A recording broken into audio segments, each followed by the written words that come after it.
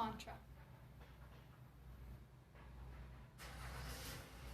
Do you see me when I'm screaming? Do you hear me when I'm invisible? Do you feel me when I'm not there? Do you even realize that my hope is coddled in your hands? Touch my imperfections with your gaze, while you hand me this key to hold, to cherish something of yours given to be mine. You have not earned the energy I allow you to take from me, or the effort I put into being around you to give you the chance to make a move. Leave your mark already, for all to see. It is not apparent anyway to those who take the time to look. Can they not sense it? Oh well, it'll happen at some point, but only when you're ready to hurt. Let me trace your inner scars and scratch away the scabs of your healing wounds. Then I'll put you back together, with thread made from my hair and with needles that are my fingernails piece by piece. But for now, pretend as if I'm not present, because I can be the fog that hinders your sight until sunrise, scatters rays of knowledge across oceans and horizons to reach all those brave enough to go into the wilderness. So for today, your name will not be my mantra to ward off these feelings that make me feel safe in this world of betrayal. So take away this key that I hold so dear.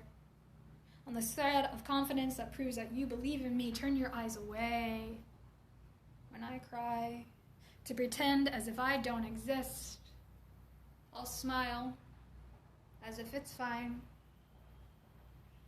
and break the chain to hand you the key that now burns in my palm, so abandon me when I most need someone. Next time, I'll leave the door open and lock it behind you.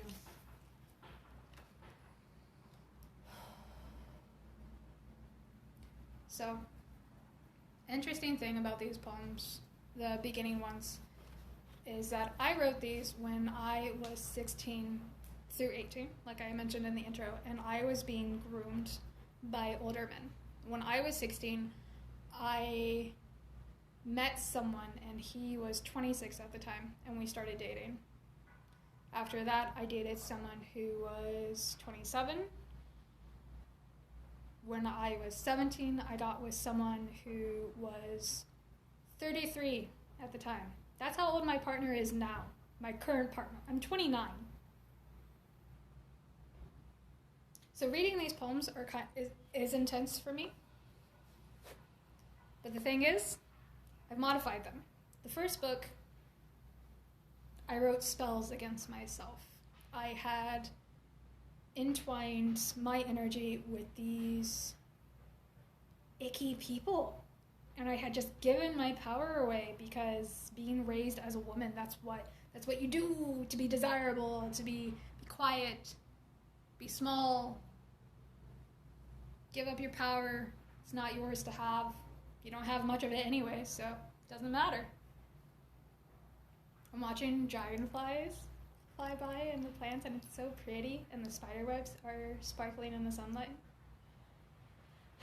Anyhoozle, I've rewritten these poems to break the spells that I had cast, and it feels powerful to read them out loud for people to see.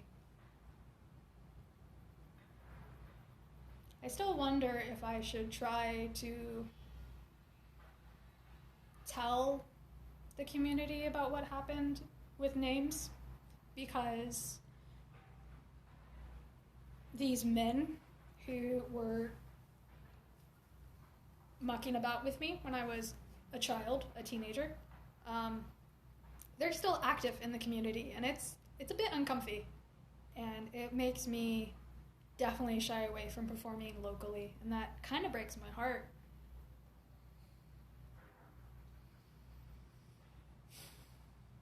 I'm not sure. I want to drink some water though. Cheers. Salud.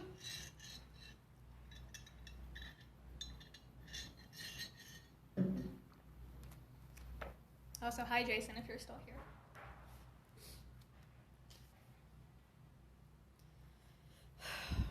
So this is a writing prompt. It's a bit heavy. What has it felt like in times you have abandoned your inner child? Dark, sad, empty. My inner child has spent a lot of years curled up in a ball in a corner, crying, so much crying silently, because as much as they have wanted to be seen, it's much more scary to be noticed. Because if you're noticed, that means bad things can happen potentially, and until you get to a point with the tipping point of bad things versus good things happening, your brain will be wired to search out the negative, especially with someone like me. I have CPTSD. I've been in therapy for 4 years though, so that's super rad. Very blessed, very, very blessed. And I've done a lot of heavy internal work. I can look myself in the eye in the mirror now and tell myself that I love me, and that I am allowed to take up as much space as I do. I take up space, and that's super rad. I'm here right now. That's cool. That's really cool, actually. Yeah.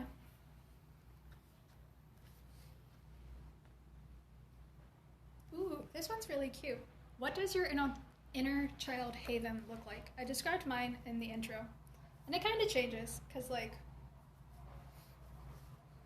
I love nature, and I love trees, and I love running water. I love looking at bugs. Like, I have very fond memories of hanging out at my great-grandmother's and just, like, sitting on the little sidewalk in her garden and watching roly-polies. And I had a thing for ladybugs when I was, like, 8 or 9. Really obsessed with them. Did you know they eat aphids? They're not... Yeah, they eat aphids. They're super useful with, like, tomato plants. Any hoozle. I also really, really love graffiti. I've traveled to 17 countries, and my favorite thing is going and finding graffiti, because that is the art of the people. That is the word of the people, and such an essence is in graffiti, and I love it, and it's beautiful. And my mailman might come say hi. I might get off here to go talk to him. Thank you for being here. I love you. Thank you, witnesses. Thank you, Really Low Effort Games, Raiden Harris, Ashley Hope, Maddie Robinson, and Josh Wyatt. Thank you.